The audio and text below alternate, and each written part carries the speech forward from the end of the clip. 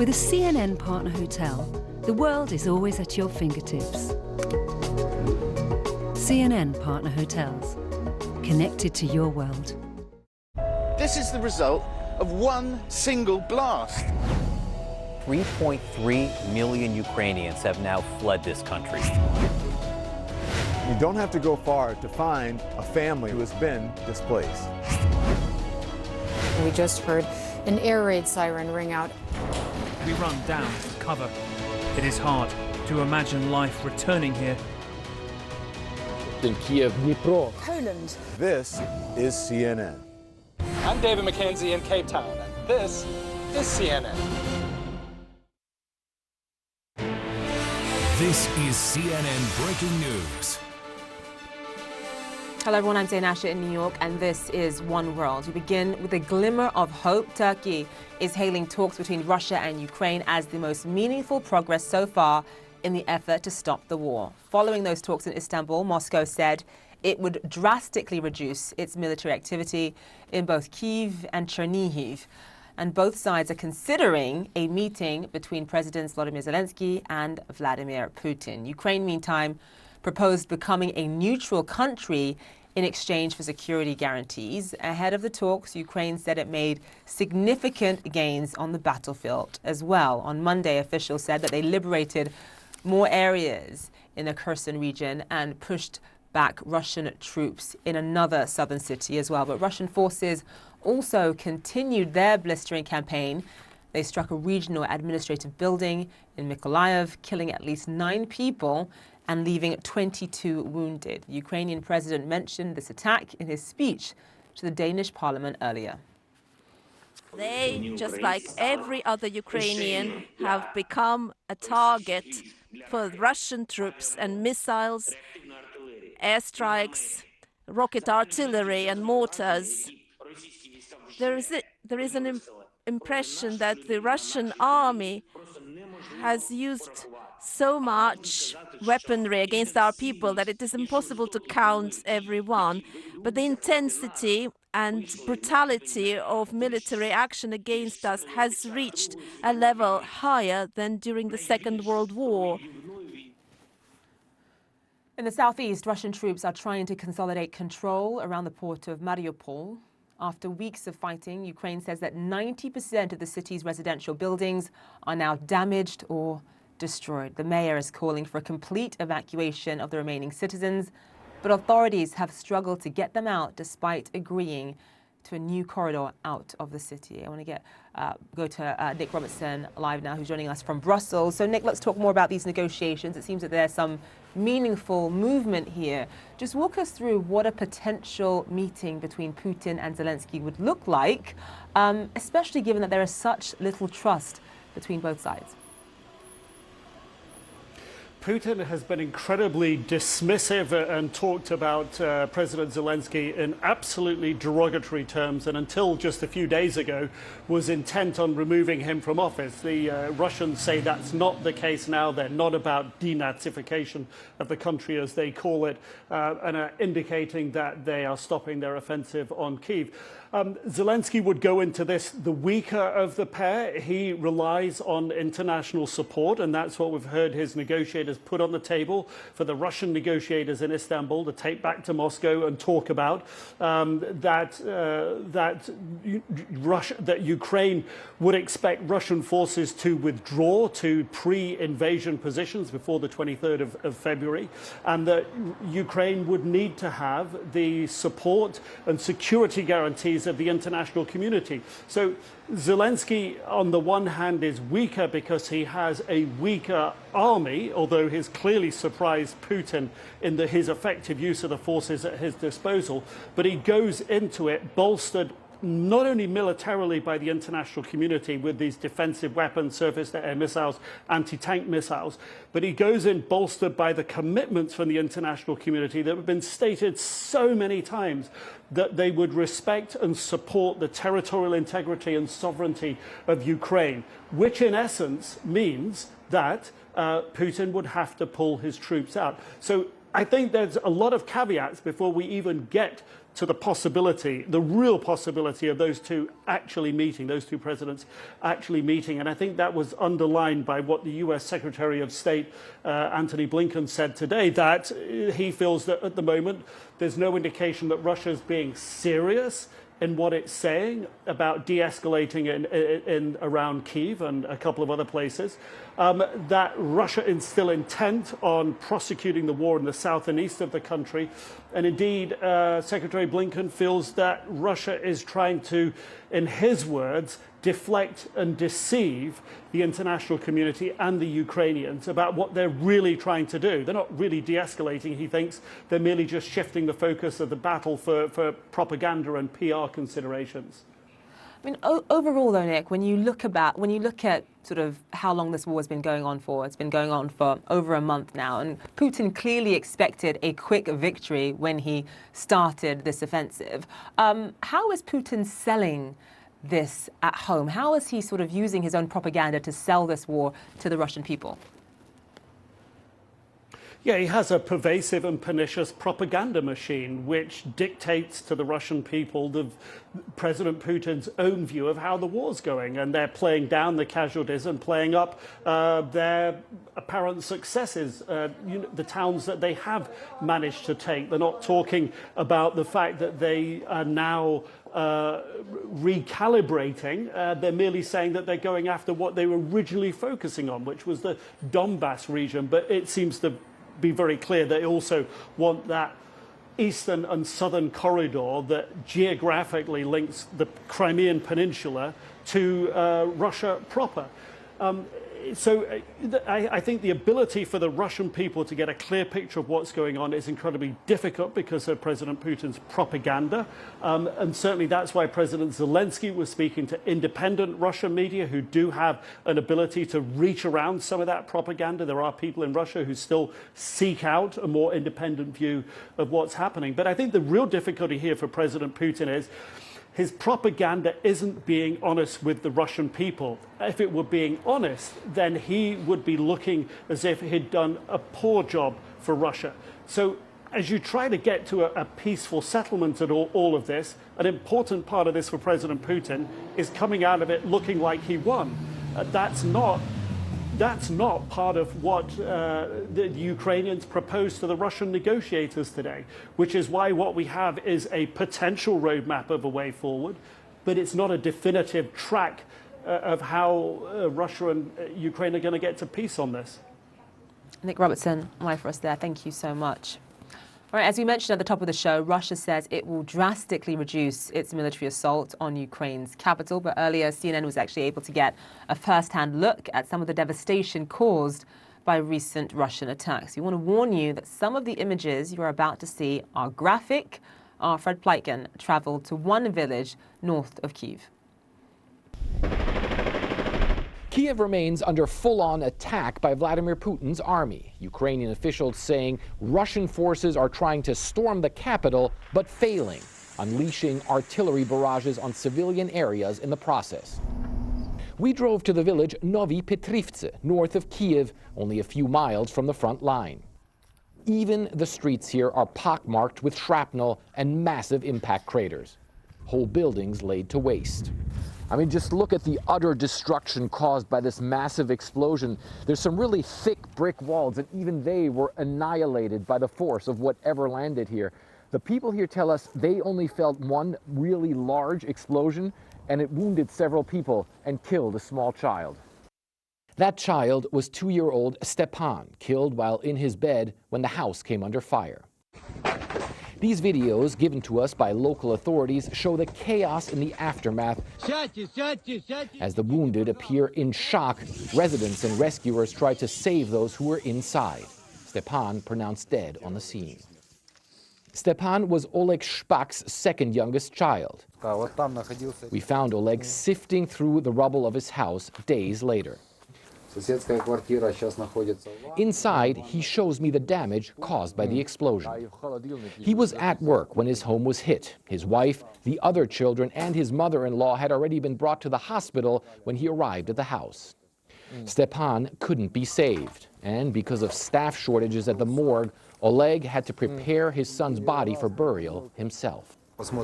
I had to wash him, to dress him, his head from his right ear to his left ear, one large hematoma, his arms, his legs, a total hematoma not compatible with life. And besides that, lots of other wounds were discovered after death. Many other houses have also been hit here. The police tell me the Russians shell the town every day. We bumped into 84-year-old Halina in the town center. She was a child when the Nazis invaded this area and says now things are worse. Worse than fascists. When the Germans were here and entered our homes, they would shoot at the ceiling, but they would not touch us. They moved us into the woods, but they did not shoot us like the Russian soldiers are shooting now, killing children. The Kremlin claims its forces don't target civilian areas, but the US, NATO, and the Ukrainians say the Russians are frustrated by their lack of progress and are firing longer-range weapons because they can't make headway on the ground. They understand that sooner or later our troops will push them out of our territory. Now the Russians are doing dirty tricks. They shoot more at civilian areas than at the positions of the Ukrainian army. Ukraine's army says it's pressing its own counteroffensive, trying to dislodge Russian troops from the outskirts of Kiev. The Kremlin's forces, meanwhile, so far unable to take the Ukrainian capital, are instead laying waste to its suburbs. Fred Plaikin, CNN, Novi Petrivce, Ukraine. Ukrainian officials are reporting what could be significant gains against Russian forces in the southern part of the country. For more, I want to bring in CNN's Phil Black, live in Lviv. So just walk us through, Phil, what sort of progress the Ukrainian forces are making, especially as they try to retake towns in the south of Ukraine. So there are reports from Ukrainian officials, notably from the Kherson region in the south, that Ukrainian counterattacks are proving to be really effective at pushing Russian lines further away from population areas, and while also driving Ukrainian units closer to the city of Kherson, which is occupied by Russia. So it's an area of real activity. Where this fits in the broader picture, well, keeping in mind that Russia is now talking about withdrawing forces from the north in terms of around Kiev and around Chernihiv in response to these peace talks, also very likely because these are Russian forces that aren't particularly going anywhere, while in the east and the southeast, Russia is still very much pursuing maximalist military objectives. It wants to control all of that territory in the east, known as the Donbass, and the stretch of territory along the south, along the Sea of Azov towards the Crimean Peninsula as well. It's quite open in its desire to do so. That includes the port city of Mariupol, where, as we've been talking about for some weeks now, it remains a city under siege, where there is a defence, but it is faltering day by day, it would seem, and where the suffering of still some 160,000 people is immense as they continue to live within the ruins of this city as Russia pushes day by day to take control. Take a look. Russia is so close to taking the prize of Mariupol. These soldiers are already celebrating. The flag going up on this local government building is from one of the Russian-backed separatist regions in Ukraine's east. The Ukrainians peeled off, praise the Almighty, this soldier says. The guys are in a good mood and we are working according to the order of Putin. We get rare glimpses of Russia's efforts to take the city street by street. These soldiers are from the Russian Republic of Chechnya. It's propaganda video from their leader, which CNN has geolocated to Mariupol. Mariupol's mayor, Vadim Boychenko, tells me the fight isn't over. What happened, or what has happened to the Ukrainian soldiers defending Mariupol? Are there any left? They hold the line and they stand to the end, he says, to the last drop of blood. It's not only Ukrainian soldiers trapped here. The city council estimates there are still around 170,000 civilians in this devastated city, and 90% of homes have been damaged or destroyed. Valentina enters what's left of the only home she's ever known, the place where she raised her family. She wasn't here when the shell hit. She's been hiding in the basement. She doesn't want to leave. She knows she can't stay. but many will never leave. The council says almost 5,000 people have been killed during the 4-week siege, including more than 200 children. Russia is so close to taking its prize, but it will be a blackened shell of a city, and it's unlikely the people they're conquering will ever forgive them. Ukraine's military say they're maintaining a circular defence within that city. Circular because their remaining forces there are surrounded. Day by day, it is increasingly difficult to see how the fall of Mariupol can be prevented. And in that case, it is difficult to see ultimately how that can be accepted as part of any sort of peace deal, because Russia will not have much motivation for giving up that territory.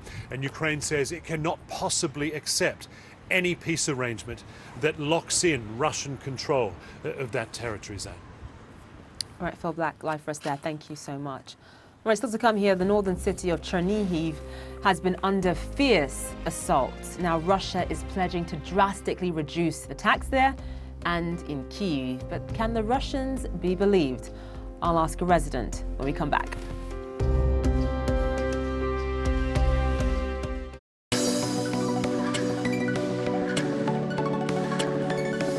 The Profit Point, in association with Dan Gote.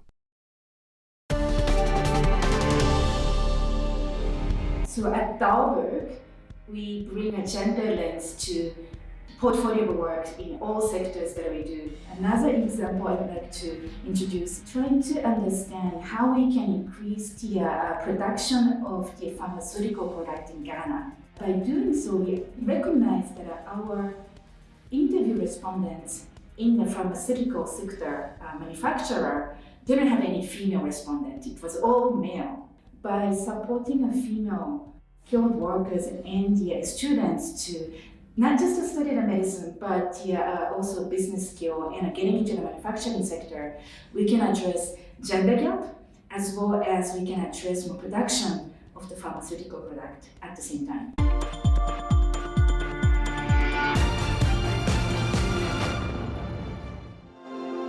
Never before in the world have the traffickers had such disruption. There was a window where their model was frustrated. So I think we are on a massive moment of opportunity that we can't miss. Stop the Traffic is a global organisation that fights to prevent human trafficking, founded in 2005. It was probably 10 years ago where CNN came and filmed Stop the Traffic when we launched the chocolate campaign. An enormous number of people were turning around going, what are you doing? You know, why are you talking about trafficking around chocolate? And at that point, people weren't connecting the supply chains of businesses with the trafficking and exploitation of young boys in West Africa. Now, there is a Modern Slavery Act that has a supply chain statement and agenda that came into being in 2015 in the UK, and businesses are leading. So, do I believe change can happen and people can rethink? Absolutely. And I don't believe yet we've seen the picture of how the trafficking networks of this world work. I think we need to be looking at the money flows. We need to be looking at the movement flows. We need to bring real changes that would disrupt the traffickers, frustrate their model, and maybe make them have to pivot again.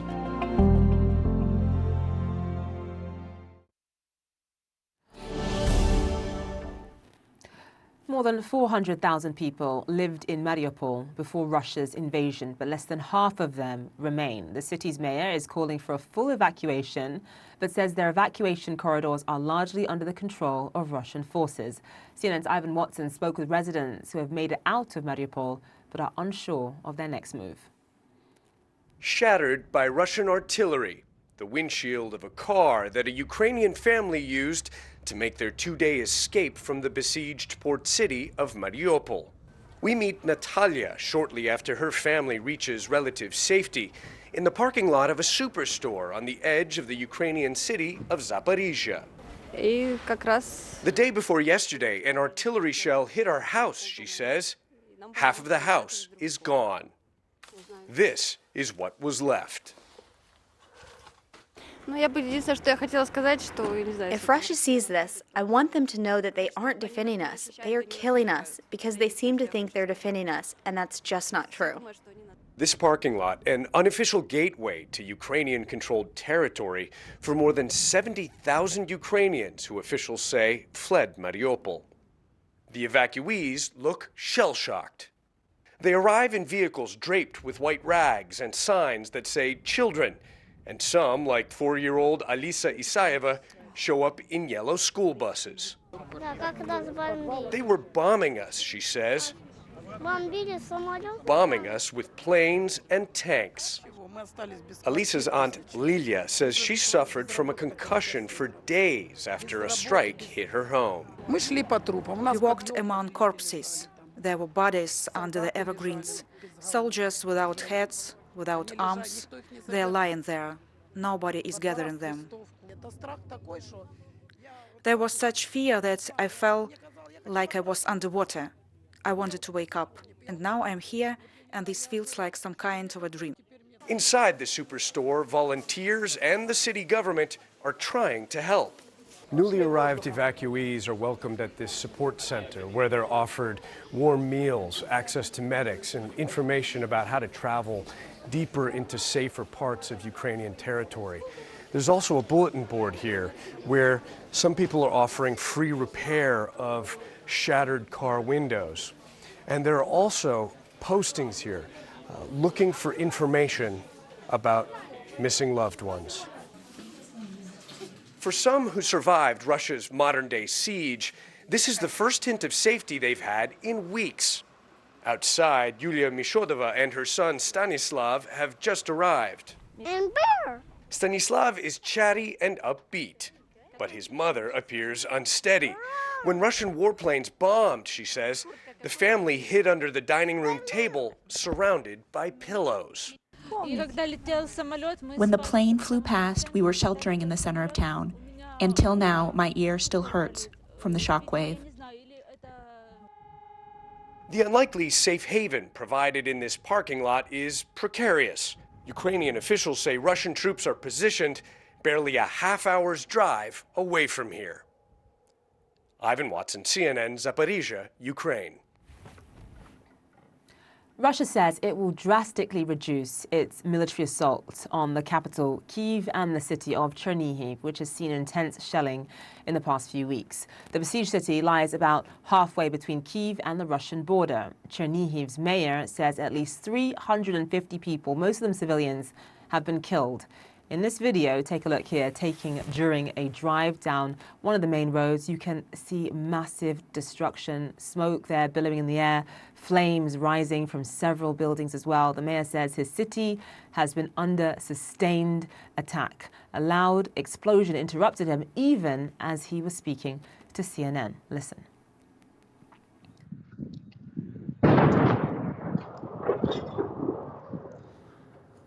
Пані Ірина, ви зараз... Alexei works as a translator in Chernihiv and joins us live from a suburb of the city. We're actually only using his first name, just so you know, to protect his identity. Alexei, thank you so much for being with us. So you and I actually we spoke on the phone earlier.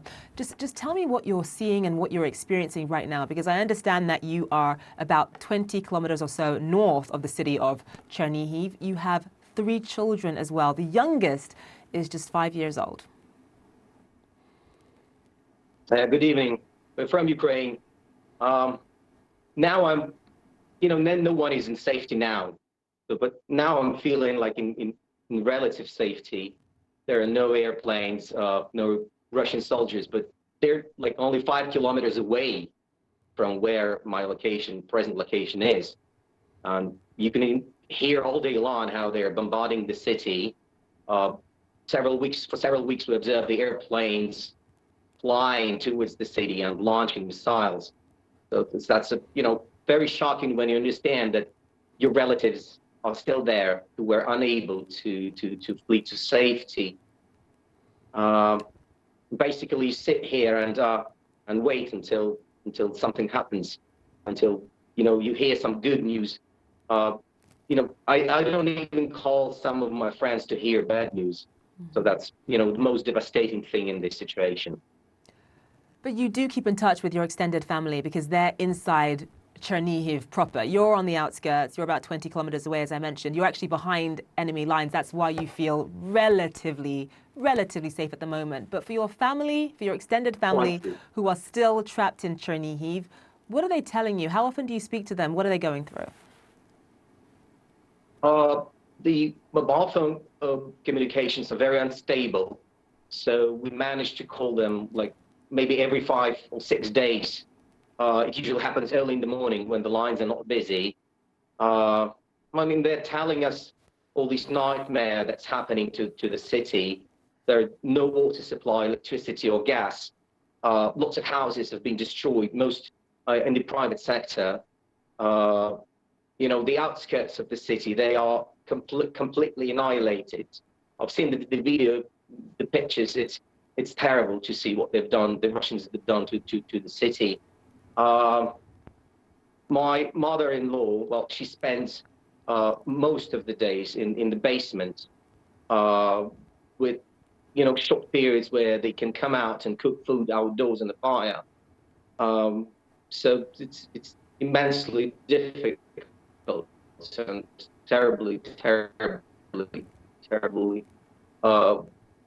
you know, devastating for them to have considering, especially their age, to be almost 70, and you can imagine how hard it is. Yeah, I mean, we are having very slight audio issues with you, but I hope that you can still hear me. I'm going to keep asking you questions as long as I still have you. What is your general sort of plan of action when you hear the sound of rocket launchers or artillery in the distance? What is your plan of action on a day-to-day basis, given that you have 3 children? Oh, it's very simple. You just run. You run into the cellar for safety. You don't want to risk your life or the life of your children. I mean, we are prepared. We are accustomed to all of this. You know, you easily get accustomed to any sort of thing. The children are organized. So once you hear it, that, you know, explosions are approaching, you simply run into the cellar and wait until it all stops. What do you tell your children about what's happening, especially the 5-year-old? Oh, they are quite aware of what's happening.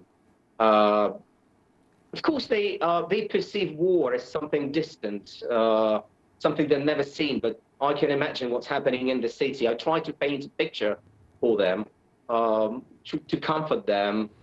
But the first thing I told them, that the world that you knew has come to an end, and this is very true. That there is very high possibility that upon our return to the city, our apartment is going to be, you know, destroyed.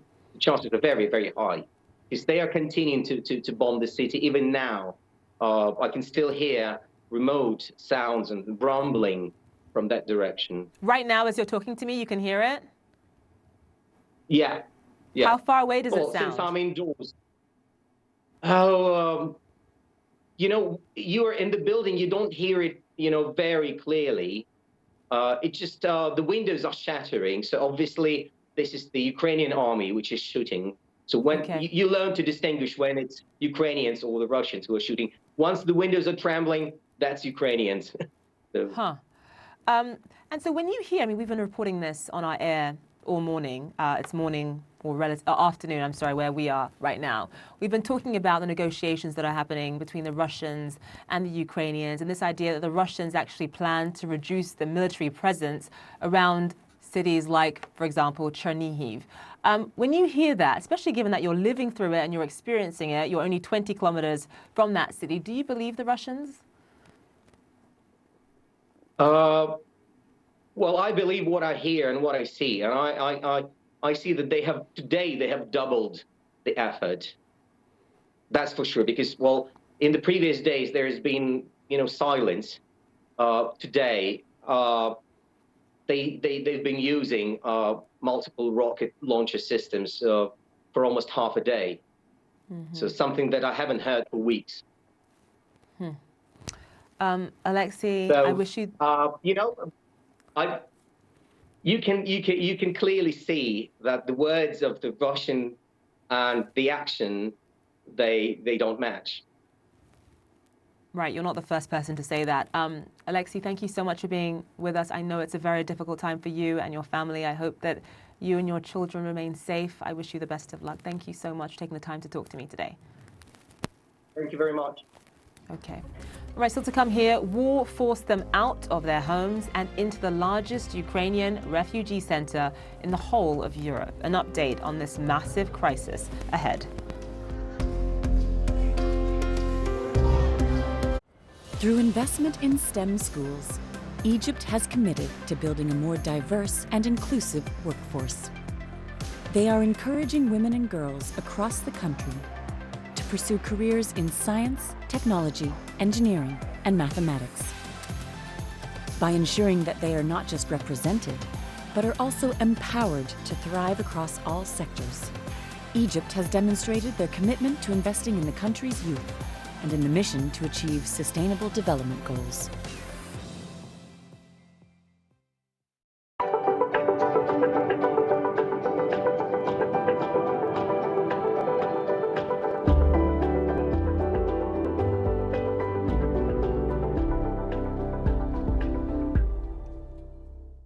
No holds barred. Out front tonight, hypocrite in chief. No nonsense. How stupid do you think we are? Because getting to the truth matters. Aaron Burnett out front, Tuesday to Saturday on CNN.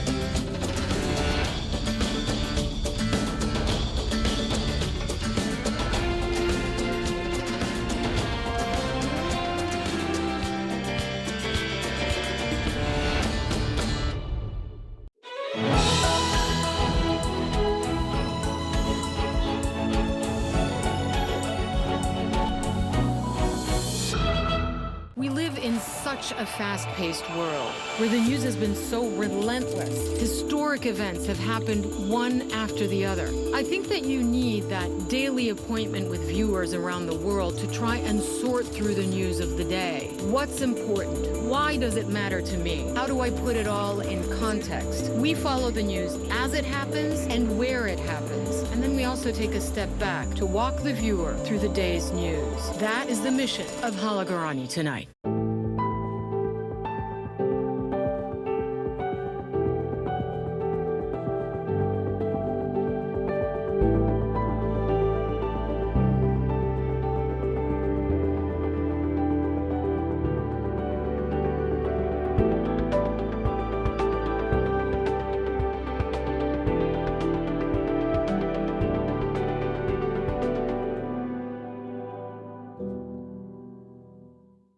I'm Matt Rivers in Ciudad Acuña along the U.S.-Mexico border. This is CNN.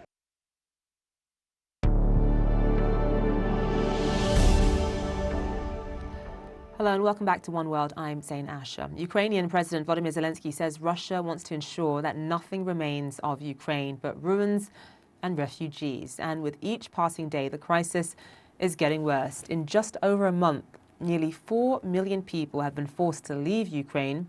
For the first time ever, all EU states have agreed to invoke temporary protection status for Ukrainian refugees. That means they can more quickly settle into new homes, jobs and schools while the war rages on. The EU says that 800,000 refugees have already applied. But countries are simply overwhelmed by the sheer magnitude of this crisis. And officials say that half of the refugees are children. CNN's Kyung La takes us inside the largest Ukrainian refugee center in Europe. Nothing can help 5-year-old Jan understand how he and his mother ended up here, a packed convention hall in Warsaw, Poland, filled with thousands of Ukrainians. He's constantly afraid. He's always afraid. He's afraid to sleep alone, says his mother, Katya Krush, after nights in this basement as Russian missiles leveled his neighborhood 2 hours north of Kyiv. Everything is fine, she tells him. So do you Are you sure there's nothing flying here, he asks. They even don't know why they are here. They think maybe they came for some kind of vacation, or it's... They don't comprehend. Yeah. Because they're too young. Yeah, too young. Multiply Jan by thousands of people a day, and that's who Tomasz Szapua is trying to help at what's now the largest Ukrainian refugee hub in all of Europe, with up to 7,000 refugees here a day. I must work, you know, and I don't have to think about such a things too much, because it's really difficult, and it's a tragedy. You'll see. It's better not to think about that. The 1.5 million square foot expo is now a gateway to the rest of the world, where after crossing into Poland, refugees begin the real process of finding a temporary life beyond war. They're waiting to go somewhere. Yeah. Gdzie wy jedziecie teraz? Gdzie już w Estonii już jadą. Yeah, they're getting to Estonia. Those with no destination yet wait. How long has this been going on? It's less than a month. Less than a month. Yeah. That becomes more challenging as the war stretches on. Thank you, Warsaw, says this woman in Ukrainian, one of the more than 2 million Ukrainian refugees who have arrived in Poland, more than 300,000 in Warsaw alone. The Polish people will welcome Ukrainians, whatever happens, because they are fighting for our freedom, and we do understand that. But of course, there is a certain limit, human limit, what we can do. When you say you're at capacity, what do you mean? We've offered, as a country, free education, free healthcare to all of our guests, which of course means that, you know, our schools are going to be filled within weeks, that our hospitals are going to jam. Warsaw's mayor says no one will be turned away, but he needs help to help Jan, his mother, and the people of Ukraine. The Polish people accepted us well, she says. Good people. Good people. Yeah, good people. Kyungla reporting there from Warsaw. It is a massive coordination effort to tackle this unprecedented refugee crisis. Several groups are working together, including the International Rescue Committee, where Nancy Dent is the Senior Global Communications Officer. Nancy joins us now from Warsaw. Nancy, first of all, thank you for joining us, and thank you so much for the work that you do. You've got a lot of women and children who are traveling, leaving Ukraine, traveling to Poland on their own. Obviously, they're scared. They don't know what the future holds. A lot of their family members, especially the men, their sons, their uncles, their husbands, their fathers have been left behind. How do you go about protecting them and keeping them safe? Thank you so much for having me. You're absolutely right. So the majority of people that we're seeing arrive in Poland are women and children, as well as the elderly people. And a huge concern for us is the protection risks that come with that when people are traveling alone, or if they're traveling without documents. And people are very vulnerable at the moment to exploitation and abuse, including things like trafficking. What's really important is that people register themselves when they arrive, and the IRC is working with partner organizations to provide information for people as they arrive across the border. And that information can be anything from available services like counselling sessions or things available, healthcare, that kind of thing, but also onward travel, trusted places to find a journey to your next city or town. And that is just really to make sure that people feel equipped to have the knowledge that they can really travel onwards safely and make informed decisions for themselves. And from what I understand, a lot of people who arrive in the country, I mean, they are likely to have this lingering hope that hopefully, you know, they're only going to stay in Poland or in Romania for maybe a month, maybe 2 months, at worst case scenario, 3 months. How do you prepare them for the fact that that actually might not be the case, and they could end up staying in Warsaw or in other areas surrounding Poland, in Poland rather, for a lot longer than they ever anticipated? You're absolutely right. A lot of the people that I've spoken to, nearly everybody, has mentioned that they want to go back to Ukraine, or they expect to be able to go back to Ukraine in the coming weeks or days or weeks. And that's a really tricky thing. One of the main things that people need right now, alongside shelter and food, is that mental health support. People are arriving exhausted, having left conflict, active conflict now, and so their mental health is in a real kind of state that needs to be supported. And the first step to making sure that people feel safe is to really make sure that they have that shelter, have a place to charge their phones, and really be able to kind of connect with people who can provide support. And then from there, you can then talk about the kind of longer term implications of keeping your kids out of school. It makes sense to see if you can get them into the local school, for example, and just take things as, each day as it comes. And what about integration, making sure that a lot of these refugees feel integrated into Polish society? Absolutely. I mean, a broad concern right now is whether, as your correspondent said earlier, whether the Polish economy and big cities can absorb the large numbers into their labour force alongside children in schools, ill in hospitals, that kind of thing.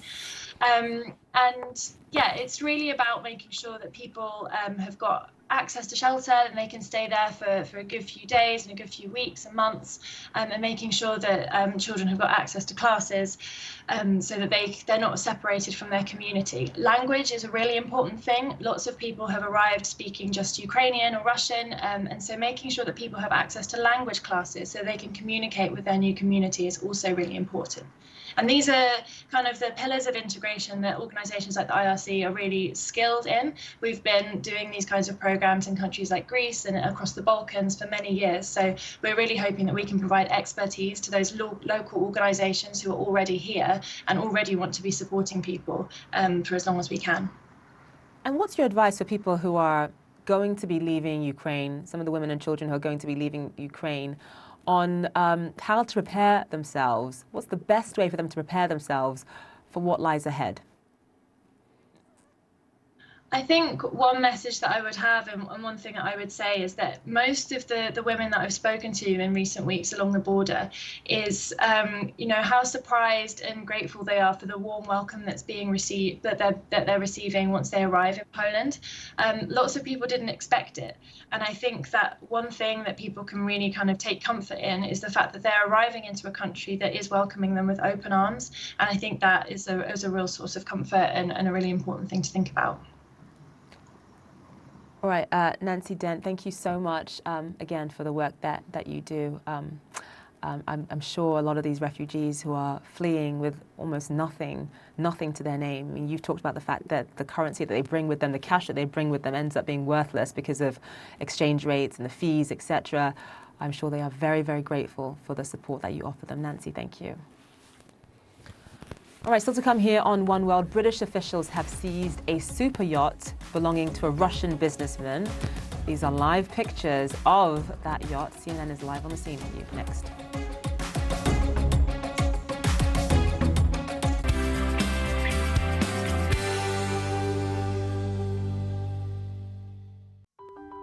Shahira Yahya is the co-founder of Kaitosan Egypt, a biotech startup that creates what they say are fully organic farming products from shrimp shells. Every year, Egypt discards thousands of tons of shrimp waste, an abundant resource that holds the key ingredient for Shahira's products, Kaitosan. Kaitosan isn't a new concept at all. It's been around since the 1800s. You can find it on land through insects, in the sea in the form of lobsters and shrimps. Kaitosan Egypt breaks away minerals from shells to extract the Kaitosan, then dries and grinds it, turning it into an organic product to be used for farming, replacing man-made synthetic fertilizers that can be harmful to the environment. Kaitosan fertilizers and pesticides target over 70 pests in 25 strategic crops. The agriculture sector is Egypt's second largest source of revenue, accounting for more than 11% of the country's economy. Shahira has a mission to not only make the sector more organic, but affordable for farmers. We empower farmers to grow cleaner agriculture, and we are 20% cheaper than competitors. A greener product that promises a cleaner and more profitable future for Egypt's farmers.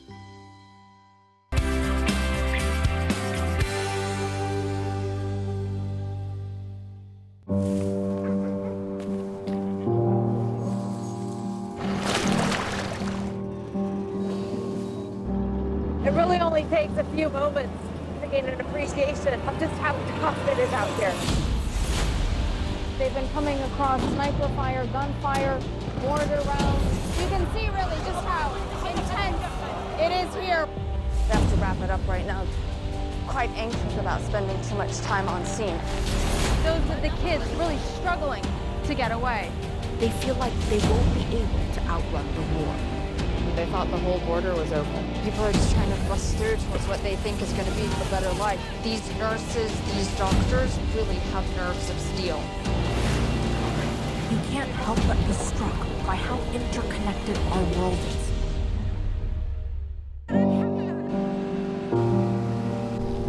Arwa Damon, CNN.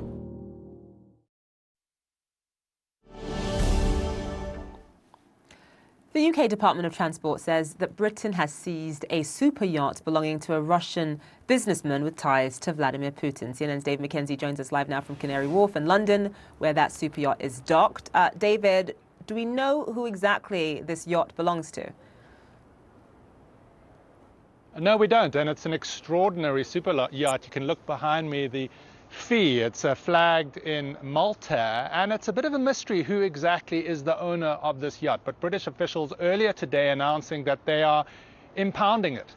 It was due to sail in just a couple of days away from London. They were probably trying to rush that because now sanctions in this country are allowing authorities to impound yachts with for those oligarchs who have alleged links to Vladimir Putin. Now, this yacht is something else. It's got a enormous wine cellar, a freshwater pool.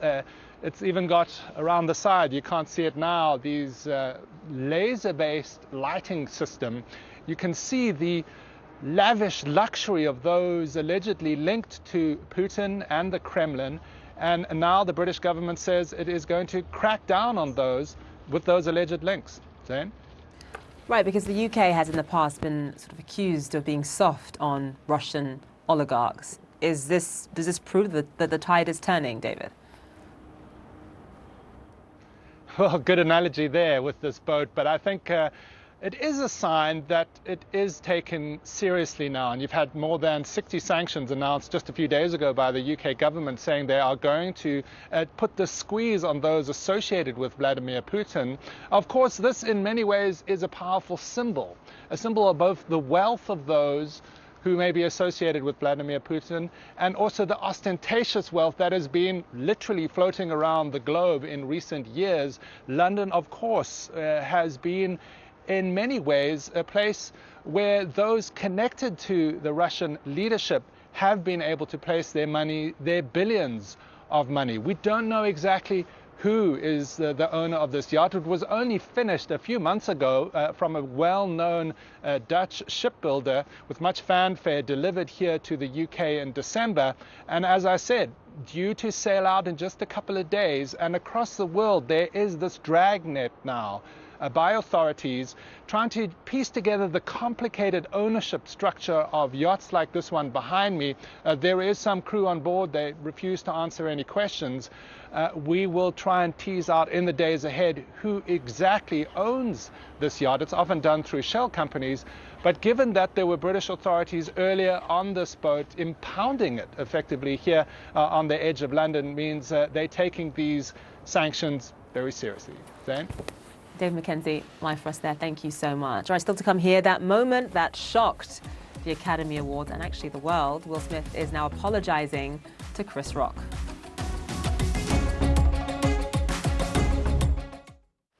Egypt is developing a sustainable and inclusive transportation network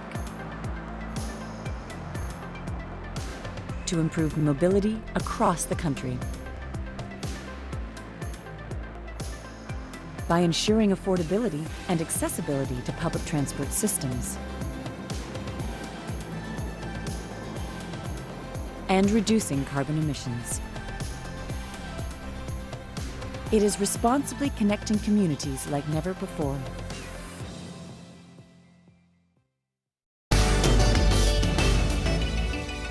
Founded in 1755, Vacheron Constantin is the oldest continually operating Swiss watch brand. In 1947, Switzerland gifted a diamond-encrusted Vacheron Constantine watch to then Princess Elizabeth of the British royal family on the occasion of her wedding. In 1981, now Queen Elizabeth II re-gifted the watch to Princess Diana on the occasion of her wedding to Prince Charles. The traditional self-winding, ultra-thin, is only 7.26 millimeters thick. Vacheron is renowned for its finishing, and it constantly amazes me that even on the components of an ultra-thin, which are particularly small, they still manage to polish and even decorate them when there's so little metal there.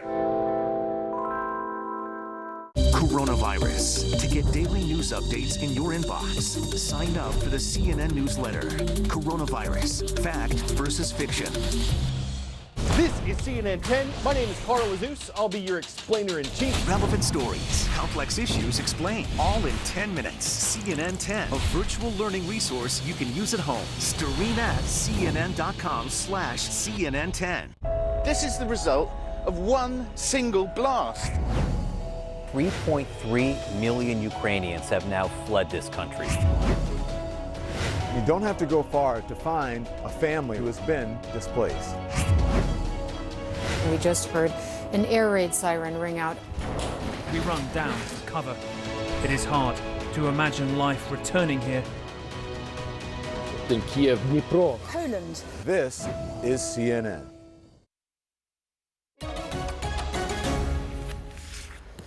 Actor Will Smith has issued an apology after slapping comedian Chris Rock on live television during the Academy Awards ceremony on Sunday. That shocking moment came after Chris Rock made a joke about Smith's wife, Jada Pinkett Smith. I want you to look at this. Jada, I love you. G.I. Jane 2, can't wait to see it. All right?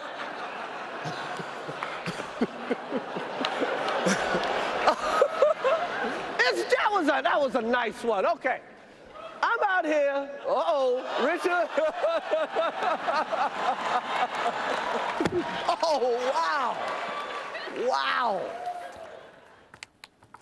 Will Smith went on to win the Academy Award for Best Actor for his role in the film King Richard. On Monday, he publicly apologized to Chris Rock on Instagram, calling his own behavior unacceptable and inexcusable. CNN entertainment reporter Chloe Molas joins us live now from New York. So Chloe, I was actually at the Oscars. I was in the Dolby Theatre watching when that happened. And I think that one of the reasons it was so shocking to people is that I don't care whether you are in your 20s or in your 50s, whether you are male or female, whether you are American, Italian or Kenyan. Everybody, and I mean everybody, at least until last night or Sunday night, loves Will Smith. And it just seemed so out of character. That's what a lot of people that I spoke to at the after parties were saying, who know Will Smith personally. It just seemed so out of character because his reputation is so spotless in Hollywood and beyond. What do you make of the apology, Chloe? Look, I think that it's interesting, Zane, and I saw the photos of you there. Really jealous. It's on my bucket list to go one day. Okay. But, you know, watching from home, it was shocking to see. And I think that many of us were wondering, journalists and just people who watch the Oscars, is this real? Is this staged? Is this a joke? You know, and then I think it all sunk in when Will started screaming from his seat or yelling that this is not a joke, this is real, and we're all witnessing this in real time. The apology came about 24 hours after the incident. Will Smith takes the stage to accept the Best Oscar award, his first time winning an Oscar, completely overshadowed by the fact that 40 minutes earlier he, you know, slapped Chris Rock. So that's incredibly unfortunate for someone like Will Smith, who you're saying is a hero to so many people all over the world. And he has had this, frankly, spotless career, like you said. But it's interesting that when he took the stage, he didn't apologize to Chris Rock. He does in this statement, but he still hasn't come out and said anything on video, which would be nice to see in an Instagram story or posting something where you really see the emotion and him try to explain. Because you did see videos of him at the after parties dancing, having a good time, which rightfully so would be the case if this hadn't happened, right? At the same time, nobody's heard yet from Chris Rock. What does Chris have to say about all of this? Did he know that Jada Pinkett Smith had alopecia?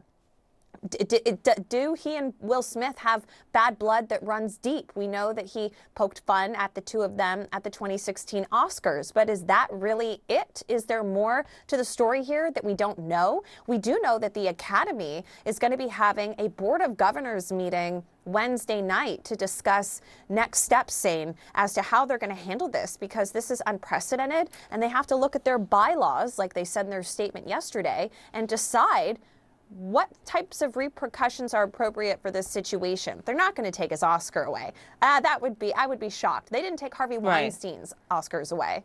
But will they suspend him? And what does that even mean? Is that sort of a slap on the wrist? I